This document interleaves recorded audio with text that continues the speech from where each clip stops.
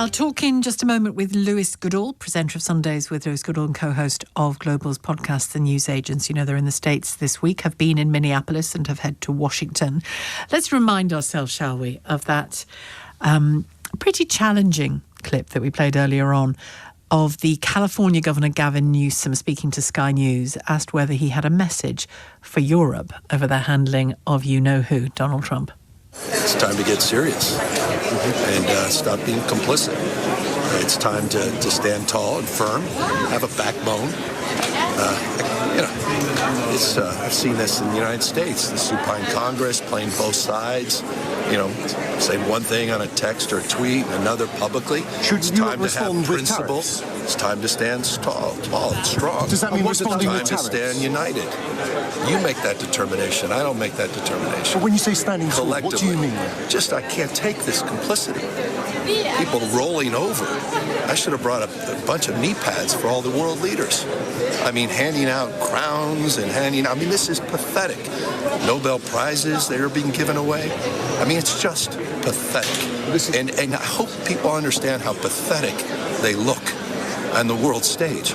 At least from an American perspective, it's embarrassing. So what should Europe be doing? You should decide, the Europeans should decide for themselves what to do. But one thing they can't do is what they've been doing. And they've been playing. This guy's playing folks for fools. And it's embarrassing. Europeans think this is diplomacy and this will ultimately this is work. Diplomacy with Donald Trump? He's a T-Rex. You mate with him or he devours you. One or the other. And Europe's being people devoured? need to stand. No, the Europeans could be if they continue down this path and process. They need to stand tall, stand firm, stand united. Look, you said this a year ago. We should have been having this conversation, and they didn't. Lewis, you know what I thought when I first heard that? I thought this is the slick high school jock telling the classy Europeans what they should and shouldn't be doing. He's in a very different position, isn't he, to the people in Davos at the moment, the Europeans in Davos. Well, Europe is waking up this morning, Sheila, to basically being called completely pathetic from both sides of the political divide in the United States, Donald Trump and Gavin Newsom. And you know what? In their own respective ways, they're kind of right. The reason that we are in this position, the reason that European leaders, even the more truculent ones like Emmanuel Macron, are bending the knee to Donald Trump is because we haven't listened to Donald Trump. We haven't listened to him for the best part of a decade now, when it has been painfully clear, arguably even preceding his presidency, that the United States was in a initially slow, but now extremely rapid disengagement and indeed battering of the security alliance, 8-decade security alliance, which has underpinned our security in the West for 80 years, as I say. And I don't think it makes any sense any longer to even talk about the West, to even talk about the United States as being an ally in the way that we have known it in the past. We can't talk about it being an ally militarily because it's threatening to invade European sovereign territory. We can't talk about it as an ally strategically because increasingly it takes a side of Russia over European nations. We can't talk about it being an ally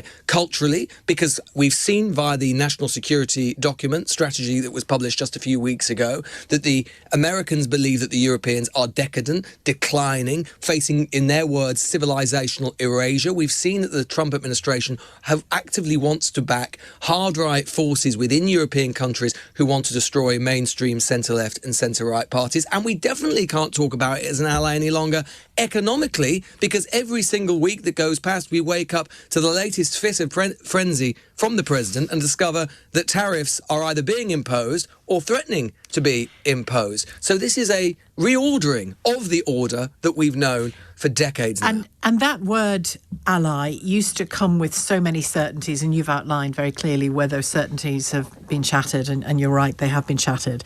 And yet there are still voices in NATO and in the EU saying that the alliance still exists. Just about, I would say. What would you say?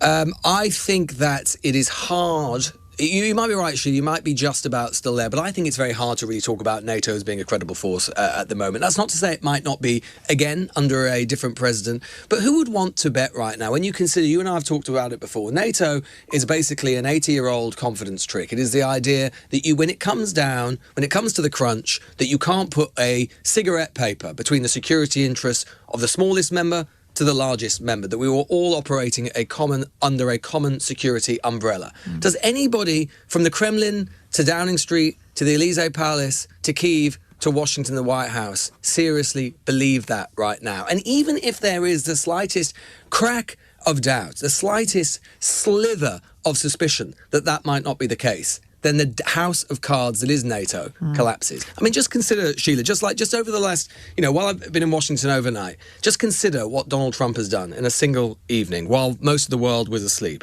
I sort of made a few notes of it earlier because it's so dizzying. Fresh from a college football final in Miami, he announced that Vladimir Putin was going to be invited onto the so-called Gaza Board of Peace. That's as Russian missiles were hitting apartment blocks in Kyiv overnight. Irony isn't just dead, it's 6 foot under. Next up, Trump threatened a 200% tariff on wine and champagne after Emmanuel Macron declined to join his board, saying that he would force him to join by a threat of tariffs. By 1 a.m, Trump was posting AI images of himself planting an American flag on Greenland and unveiling maps when the US owned Canada and Venezuela. Trump then said Greenland is imperative for global security, threatened Keir Starmer, calling UK's decision over Diego Garcia an act of great stupidity, and even went on to sum it up saying, just because someone went to Greenland over 500 years ago doesn't mean they own it, which may well come as news to, I suppose, the entire history of the United States of America. Exactly. And the US president that signed a piece of paper that said that Greenland has gone. Indeed.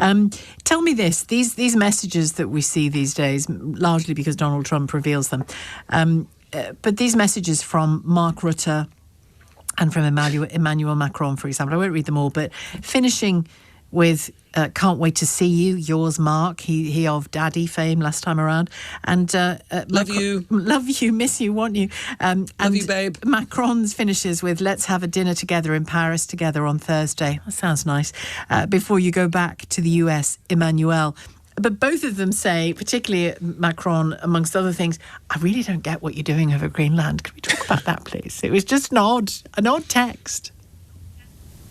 It is, as the French would say, Sheila, a cri de coeur, right? It is simply a sort of acknowledgement of the complete confusion and bewilderment that European leaders are experiencing. They are trying to solve an unsolvable puzzle, Sheila, which is, what do you do with a problem like Donald Trump? What do you do when a leader of the United States, a country which is at the centre of, as I say, an 8-decade-old, very successful security relationship, goes rogue? And the answer to that question is that there is no answer, because, for good or ill, and right now it's clear that it is ill, we are so embedded, our security and economic relationships are so interwoven with the United States, we have become so dependent on the United States, Donald Trump is right about that he and they call the shots. Now, we were reasonably sanguine about that arrangement when we trusted and had faith that even presidents like George W. Bush, that perhaps Europeans weren't that fond of, still had fundamental security and cultural alignment with Europe. That is clearly no longer the case. And therefore, it is simply the case that European leaders have no choice right now but to try on any given day to persuade Donald Trump not to indulge in his worst instincts. But just bear this in mind, Sheila. As I say, I'm in Washington, D.C. right now. I was here a year ago for the inauguration of Trump for his second term. We are only 1/4,